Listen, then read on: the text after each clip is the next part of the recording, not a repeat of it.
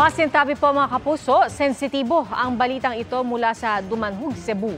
Isang lola ang nakitang patay at nakahiwalay na ang ulo. Nakatutok si Marie Dumabok ng GMA Regional TV. Hindi lang naaagnas, nakahiwalay rin sa katawan ng ulo. Sa ganitong kalunos-lunos na sitwasyon natagpuan ang 83 gulang na babae sa Dumanhog, Cebu. Mag-isang naninirahan sa kanyang bahay ang matanda at pamangkin at apo niya ang nakakita sa kanyang bangkay. Ayon sa pulisya, posibleng mahigit 2 araw ng patay ang lola. Naatake sa puso raw ang sanhi ng pagkamatay. Murasag na nagagma dito, pwede ang ulo, nagbitay sa pirmirong angang. So hinahinag lata.